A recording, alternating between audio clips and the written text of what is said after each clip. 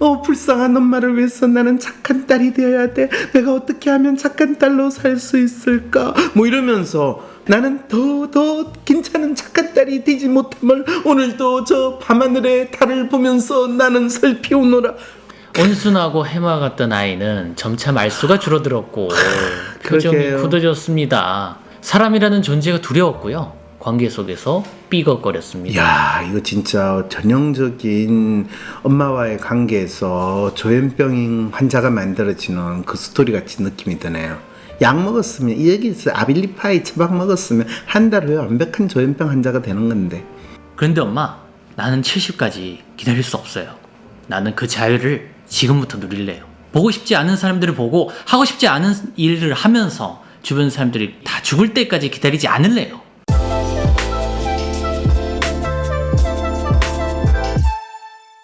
안녕하세요. 황상민의 심리상담소 황상민TV 시작하겠습니다. 네, 우리 UMC를 보면 언제 군대 가나 이 생각이 드는 이유는 뭘까요?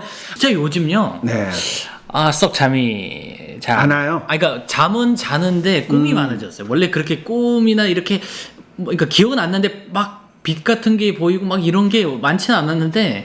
아니 근데 UMC는 지금 군대에 가면 그 꿈을 이룰 수 있는 지금 그 과정인데요. 그렇죠. 물 만난 고기 그 상황이 되는 거잖아요. UMC처럼 이렇게 잘생기고 또 휴먼 성향이 강하고 하면 군에 가면 거의 모든 사람들이 내 친구자, 내 삶에 있어서 귀중한 인연이 되는 거잖아요. 그렇죠. 난 진짜 기대가 돼요.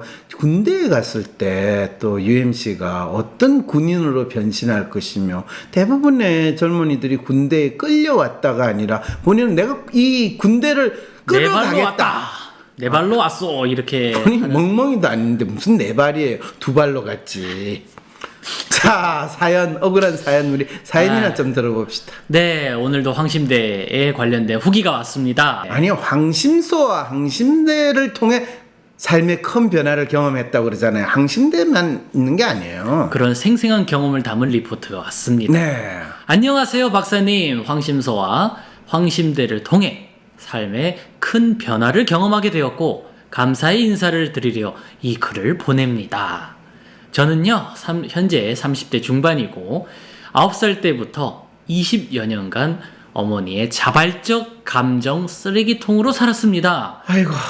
어머니에겐 삶의 짐을 풀 수 있는 곳이 없었고 어린 눈에 비친 엄마의 삶은 너무나 가여웠습니다. 근데 저분 지금 2018년 12월 진짜 18년 같은 그 프로파일을 그러니까 그 시점에 나타날 수 있는 이런 프로파일이라는 거죠. 아니죠.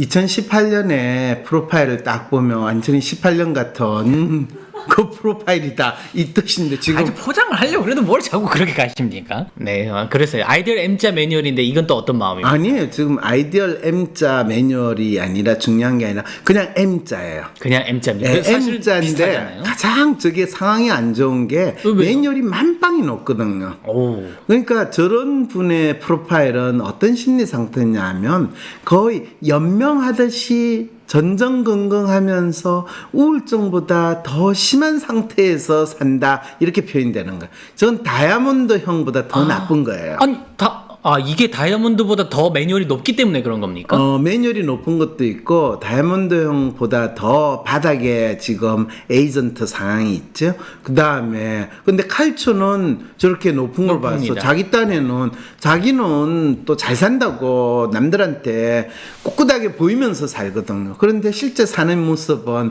거의 혼자서 지금 세상의 모든 이 더러운 감정은 다 가지고 사는데 본인은 뭐라고 그러냐면 그게 어머니의 자발적 감정 쓰레기통이에요. 네, 자기의 힘든 게 아니라 불쌍한 엄마를 위해서 나는 착한 딸이 되어야 돼. 내가 어떻게 하면 착한 딸로 살 수 있을까? 뭐 이러면서 본인이 얼마나 봐도 다 착한 딸이에요. 참 괜찮은 딸인데 네. 나는 더 괜찮은 착한 딸이 되지 못함을 오늘도 저 밤하늘의 달을 보면서 나는 살피우노라 하고 낮이면 날마다 저렇게 밝은 햇살이 비는데 나는 착한 딸이 되지 못하고 있는 것은 태양 아래서 나는 나올 수가 없어 이러면서 집에서 혼자서 거의 자책하는.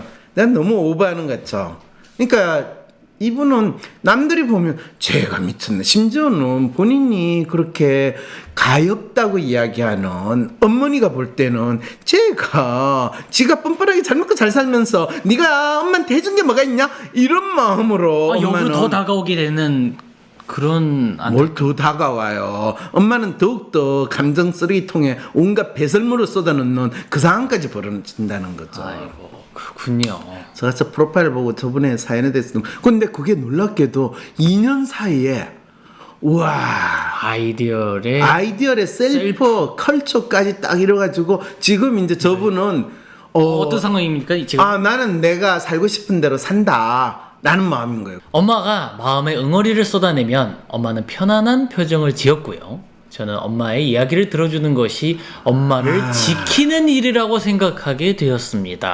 저 엄마를 지키는 그는 거의 칼로 가지고 등을 찌르면서 나는 엄마를 지키기 위해서 이렇게 찌르는 거야 이러는 거야. 근데 엄마가 본인 등을 이제 칼로 찌르는 이 상황이 벌어지네. 그러면 나는 어떤 연놈의 등을 내가 찔러야 되나? 이것이 엄마를 위한 것이야 이러는데 대개는 그렇게 되면 형제 중에 누구를 찌르든지 형제가 없으면 옆에 있는 누구를 찌르든지 이런 일이 벌어지겠네요. 성인이 되고 독립을 한 뒤에도 어머니는 하루가 멀다 하고 저에게 전화를 걸어 적어도 1시간씩 자신의 인생에 대한 불평 불만을 쏟아냈고 저는 엄마를 위로하고 달래고 잔소리도 해가며 엄마의 감정 쓰레기통 역할을 아주 착하고 성실하게 해냈습니다. 하지만 저는 쓰레기통이 아니라 인간이라는 게 문제였습니다. 그렇죠. 인간 쓰레기통이 되는 거지 이렇게 되면. 온순하고 해마 같던 아이는 점차 말수가 줄어들었고 표정이 그러게요. 굳어졌습니다. 사람이라는 존재가 두려웠고요. 관계 속에서 삐걱거렸습니다. 야, 이거 진짜 전형적인 엄마와의 관계에서 조현병 환자가 만들어지는 그 스토리 같이 느낌이 드네요. 약 먹었으면 이 얘기 있어요. 아빌리파이 처방 먹었으면 한 달 후에 완벽한 조현병 환자가 되는 건데. 네, 인정하고 싶진 않았지만 엄마를 대하는 것이 너무나 괴로웠나 봅니다. 억눌리고 잊혀진 마음은 종종 당혹스러운 방식으로 터져 나왔습니다.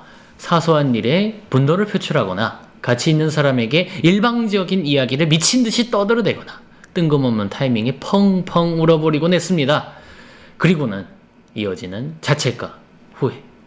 저는 그저 먼지처럼 살다가 공기 중으로 사라지고 싶었습니다.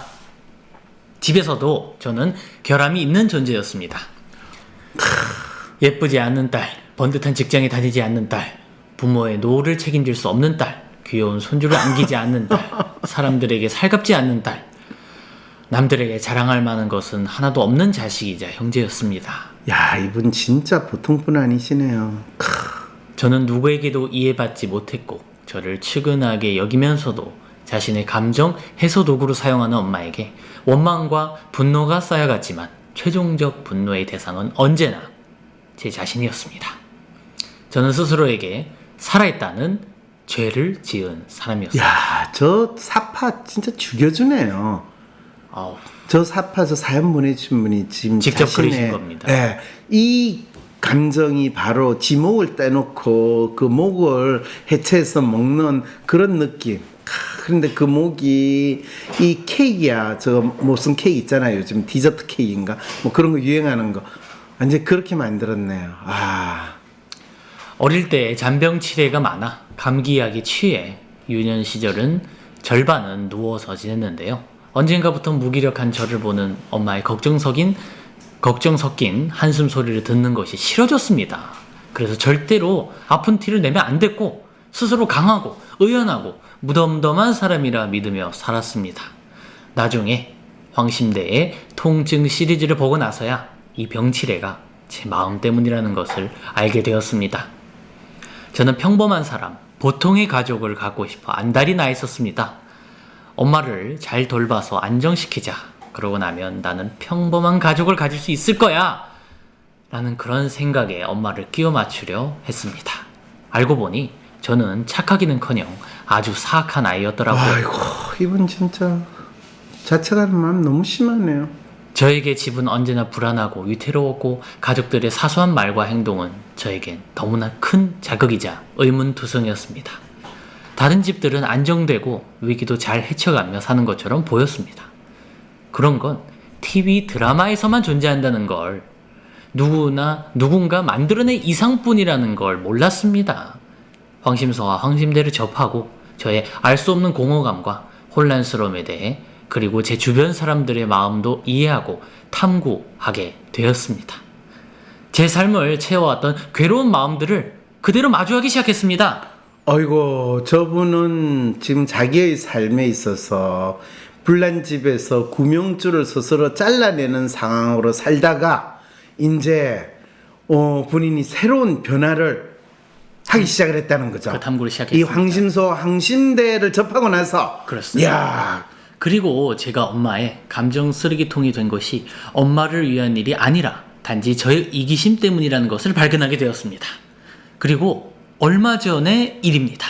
언제나처럼 엄마에게 전화가 걸려왔고, 프리랜서라 업무 시간이 자유롭지만 그날은 바쁜 와중이라 잠깐만 통화를 하고 끊을 요량이었습니다. 그런데 저도 모르게 퉁명스러운 말투가 나왔나 봅니다. 엄마는 바쁘면 스피커폰으로 통화하면 되지 않느냐, 딸이 보고 싶어서 전화했는데 서운하다 해. 내 친구들은 딸들하고 여행도 모임도 하는데 너 대체 왜 그러니? 엄마가 외로워서 그러는데 이해도 못 해주니? 라는 말을 했습니다. 야, 어머니도 대단하시네요. 며칠 뒤 용기를 내어 엄마에게 전화를 걸었습니다. 예상대로 엄마는 자책을 하고 있었습니다. 오, 자책을 하고 있었어. 이야. 당신의 친구들은 정성을 다해 자식들에게 베풀지만 당신은 물질적, 정신적 지원을 충분히 해주기 못했기 때문에 이토록 외로운 노년을 보내고 있는 거라고 얘기했습니다. 그리고 그동안 딸을 힘들게 한 못난 엄마라서 미안하다고 했습니다. 그러니까 이 엄마는 딸한테 끊임없이 죄책감을 불러일으키게 하는 방식으로 딸의 행동이나 본인이 원하는 것을 통제, 관리하는 이 전술을 쓰는 거네요. 그럼 이 엄마는 나름대로 상당히 놀라운 로맨티스트의 그 방식으로 자식을 관리, 감독하고 있다, 이렇게 생각하면 되겠네요. 자, 그 다음에 저는 엄마에게 황심대에서 배운 것을 떠올리며 차분히 이야기했습니다. 이제 아이디어의 이 대응 방법으로 이제 이야기를 했다는 말이 있네요. 아니에요, 엄마. 엄마는 나한테 다른 걸 줬어요. 들어보니까 나 같은 애들이 사는 게 힘들면 보통 정신과에 간대요. 가서 조현병으로 진단받고 정신병 약을 5년, 10년도 넘게 먹는데요. 그런데 나는 힘든 상황을 내 의지로 해결하려고 노력하고 있잖아요. 지금 나는 괴로워 죽겠는데도 정신과 의사든 누구든 의지하지 않고 어떻게든 나 스스로 살아보려고 하잖아요. 이건 엄마가 준 거예요. 엄마가 준 기회예요. 내가 엄마가 주신 그 수많은 기회를 잘 활용하지 못해서 그렇지, 엄마 친구네 딸들은 이거 절대로 못할걸요? 아무나 가지지 못한 능력이에요. 엄마는 대단한 걸 나한테 준 거예요. 오, 놀랍게 반응을 했네요. 엄마가 말했습니다. 아, 그래, 그렇구나. 하긴 난 자식 손주들한테 종일 시달리는 친구들보다는 자유로우니까 걔들은 또 나를 부러워하더라고. 내 나이 70이 가까워지니 이제야 경제적으로 조금 안정이 되고 부모, 시부모 다 돌아가시고 미운 형제들을 억지로 볼 필요 없으니 너무 좋다. 난 지금 너무 자유롭고 좋아. 저는 이 말을 꺼내준 엄마에게 고마웠습니다. 그런데 엄마, 나는 70까지 기다릴 수 없어요. 나는 그 자유를 지금부터 누릴래요. 보고 싶지 않은 사람들을 보고 하고 싶지 않은 일을 하면서 주변 사람들이 다 죽을 때까지 기다리지 않을래요. 나는 지난 30년이 착한 아이로 살려고 했었던 그 30년이 너무 아깝거든요. 너무나 쓸모없다고 느끼거든요. 엄마도 내가 평생 괴로움 속에서 살다가 70이 돼서야 자유로워지는 모습을 보고 싶지는 않죠? 엄마는 답했습니다. 응, 보고 싶지 않아. 그럼 우리 각자의 인생을 잘 살아요. 그래, 잘 지내거라. 오이, 쿨하게. 멋있네요. 그렇게 엄마와 저는 서로에게 독립을 선언했습니다. 이 일로 제 인생의 모든 문제가 해결되거나 20년 이상 반복해왔던 엄마의 행동이 단번에 바뀔 거라고 기대하지는 않습니다. 하지만 삶의 어려움을 해결하는 힘은 이미 내가 가지고 있으며 나의 마음에 대해 깊이 이해할수록 그 힘이 자라난다는 것을 이번 일을 통해 알게 되었습니다. 삶은 누군가에 의해 주어지는 것이 아닌 스스로 만들어가는 것을 깨닫게 해주신 황상민 박사님과 황심소, 황심대를 위해 애쓰시는 제작진분들께 진심으로 감사의 말씀을 드립니다. 감사합니다. 어유 훌륭해요. 네. 야. 이렇게 진짜. 또 진짜 아이디얼 셀프로서의 역변을 또 하셨는데. 그러게요. 추신이 또 이렇게 왔습니다. 뭐 추신은 기본적으로 저 프로파일이 바뀌었다라는 걸 알려주는데 이건 처음 시작할 때 저거 설명한 그대로네요. 끝도 없는 자기 비하와 자기 금률로 나를 죽여가면서 아무 의미 없는 좋은 사람, 착한 사람 그렇게나 살고 싶었나 봅니다. 그게 얼마나 말도 안 되는 뭔가 누군가의 틀에 나를 끼워 맞추는 완벽한 삽질이라는 걸 알고 나서 내가 나의 삶을 내가 만든다 라는 마음으로 살게 되신 이 사연 주신 분 축하드려요. 위즈덤 센터가 삶을 고민하는 많은 분들에게 사회적 기업 활동으로 무료 상담을 받을 수 있는 프로그램을 만들었습니다. 상담 비용이 부담스러우신 분, 자신의 고민이나 아픔의 정체가 무엇인지 알지 못해 상담을 주저하셨던 분을 위해 상담 기회를 제공합니다. 상담을 통해 자신의 마음을 확인하고 자신의 문제에 대한 통찰을 경험할 수 있을 것입니다. WPI를 배워서 상담가가 되고 싶어도 장소적인 제약 때문에 망설이셨던 분들 잘 들어보세요. 이제는 WPI 심리상담가가 되는 WPI 상담 코칭 전문가 전 과정을 온라인으로 수강하고 전문가 자격증도 받을 수 있답니다. 초급, 중급, 고급 3회의 워크샵에선 쌍방향 소통이 되는 온라인 참여가 가능합니다. 인간의 성격부터 WPI 검사 해석까지 온라인으로 배우며 온라인상에서 토론과 황상민 박사님과 1대1로 질의응답도 가능하답니다. 대한민국 최고의 심리 상담가인 황상민 박사님의 실제 상담 사례를 공부하는 사례 분석 세미나도 온라인으로 참여 가능합니다. 듣기만 하는 인간 개념이 아니고 적극적으로 참여할 수 있는 온라인 사례 분석 세미나. 대한민국 최고의 심리 상담가인 황상민 박사님의 실제 상담 사례를 보고 온라인으로 토의하며 통찰력 넘치는 해결책을 제시하는 비법을 배울 수 있습니다. 심지어는 상담 실습도 온라인으로 할 수 있어요. 상담 준비 수업부터 슈퍼비전 그리고 실제 상담까지 온라인으로 참여하고 화상통화로 내담자를 상담하며 전문성 있는 상담가로 성장할 수 있습니다. 워크샵, 사례 분석 세미나, 상담 실습, 어디서도 경험할 수 없는 체계적인 수련 과정을 이젠 전부 온라인으로 수강해보세요. 내 삶에서 상담가로서 새로운 변화를 만들고 싶으신 분, 제대로 된 상담을 배워서 자신의 능력을 키우고 싶으신 분, 온라인으로 가능한 WPI 상담 코칭 전문가 과정을 6월 19일 초급 과정 워크숍부터 시작해보세요. 내가 앉아있는 곳이 배움의 장소가 되는 진정한 워라밸이 실현됩니다. 위즈덤 센터